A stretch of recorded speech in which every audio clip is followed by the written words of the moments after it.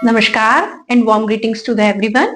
Today's our topic is resistance, its connections and Ohm's law. आगे बढ़ने के पहले प्लीज हमारे चैनल को लाइक एंड सब्सक्राइब कीजिए। अब मैं रेजिस्टेंस के बारे में आपको बताती हूँ। सबसे पहले इसको डेफिनेशनल फॉर्म्स में समझने की कोशिश करते हैं हम। Resistance is a property of material which opposes the flow of current. Resistance आप हिंदी में इसको हम प्रतिरोध बोलते हैं, तो रोध मतलब रुकावट। तो आप हिंदी में इसको ऐसा समझ सकते हैं कि जो करंट के रास्ते में रुकावट पैदा करे वो रेजिस्टेंस कहलाता है। आइए इसका हम सिंबल देख लेते हैं।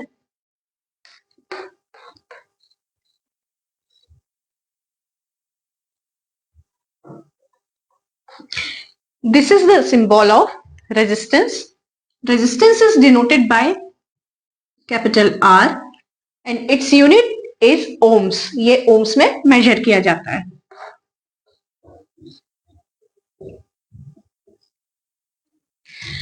एक सिंपल एग्जाम्पल से आपको उसको समझाती हूँ। यदि आपकी कार एक बहुत अच्छे रास्ते पे चल रही है, सडनली कोई गड्ढों का रास्ता आ जाए या कुछ रोड खराब हो, ऐसा रास्ता आ जाए, तो चलती हुई स्पीड सडनली ड्रॉप होने लगेगी। तो ये सबसे अच्छा एग्जाम्पल है रेजिस्टेंस का। रेजिस्टेंस भी ऐसा ही है कि करंट स्मूथली चल रहा है और रेजिस्टेंस लगने से या रेजिस्टेंस के आने से उसमें ड्रॉप हो जाता है करंट की वैल्यू में। इसको हम बोलते हैं वोल्टेज ड्रॉप। अब हम ये समझते हैं रेजिस्टेंस के कनेक्शंस क्या होते हैं। एक और एग्जांपल समझाती हूं मैं। Speed breaker can also be example. Smooth चलते हुए रास्ते पे सडनली स्पीड ब्रेकर आ जाता है तो वो भी आपकी स्पीड को ड्रॉप कर देगा, तो वो भी एक एग्जांपल हो सकता है रेजिस्टेंस का। अब हम इसको कनेक्शंस देख लेते हैं रेजिस्टेंस के। रेजिस्टेंस को दो तरीके से कनेक्ट करते हैं, series and parallel. Series, parallel. Series connection जब हम रेजिस्टेंस का करते हैं तो इसके एक टर्मिनल को हम दूसरे टर्मिनल से और दूसरे रेजिस्टेंस को दूसरे टर्मिनल के फर्स्ट टर्मिनल से, मींस एक दूसरे से इसको कनेक्ट करते हैं।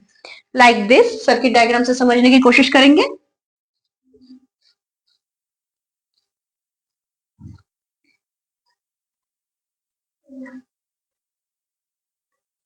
सपोज ये R1 रेजिस्टेंस है, ये R2 रेजिस्टेंस है। आप ऐसे समझ सकते हैं कि यहाँ पे यदि I करंट आ रही है तो ये R1 से भी आएगी, R2 से भी आएगी। तो ये कनेक्शन जो इस टाइप का है ये कहलाएगा series connection. Next one parallel देख लेते हैं। वैसे ही दो रेजिस्टेंस ले लेते हैं हम। सपोज ये R1 है और ये R2 है।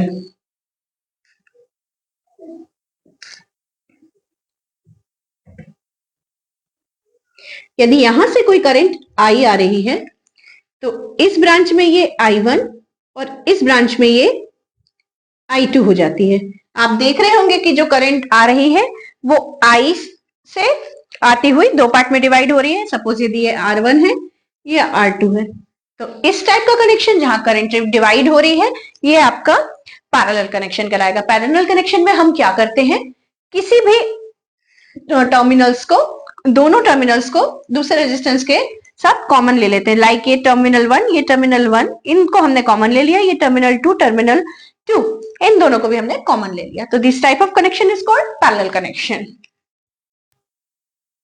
अब यही सीरीज और पैरेलल कनेक्शन को हम आपको सर्किट के फॉर्म में भी समझाते हैं। Same series circuit and parallel circuit. तो सपोज यदि हमारे पास ये कोई सर्किट है जिसमें बैटरी सोर्स लगा हुआ है और रेजिस्टेंसेस कनेक्टेड है।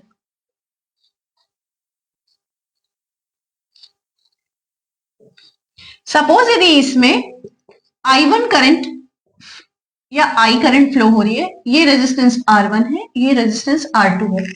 यदि हम इस सर्किट को देखें तो हमें क्लियरली समझ में आ रहा है कि यही करंट जो है ये पूरे सर्किट में फ्लो होगी। तो this type of circuit is called series circuit. Simple language में आप इसको कह सकते हैं ऐसा सर्किट जिसमें करंट डिवाइड नहीं होती, इस टाइप का सर्किट सीरीज सर्किट कहलाता है। Next one is parallel circuit, उसको भी समझाती हूं मैं आपको।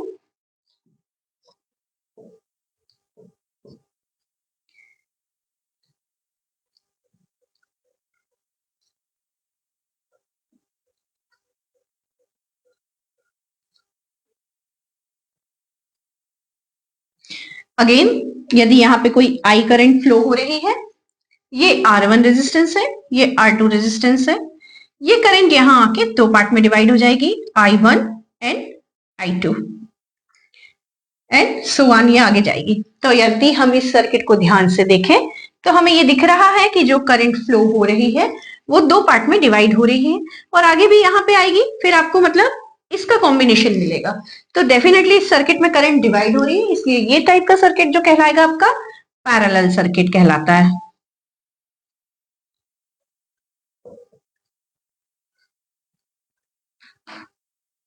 अब इस टाइप का जो सर्किट है ये सीरीज हो गया, ये हो गया parallel.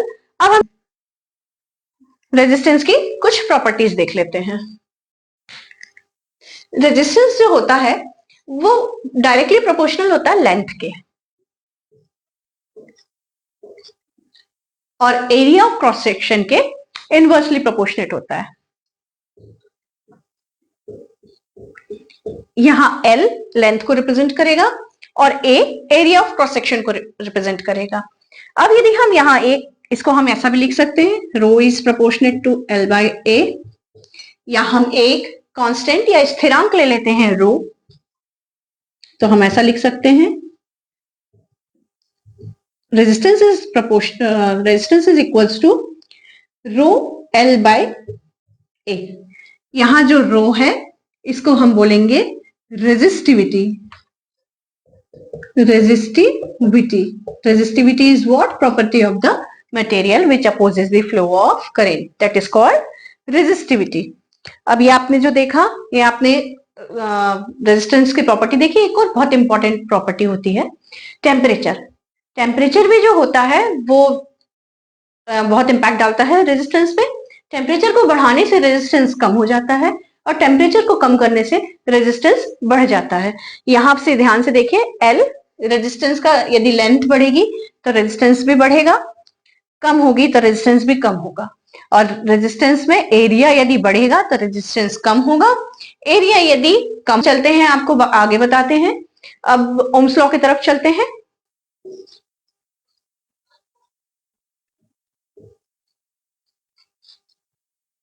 Ohm's law states that किसी भी सर्किट में जो I होता है means current is directly proportional to V। I is directly proportional to V, and also the current is inversely proportional to resistance. Current is inversely proportional to resistance.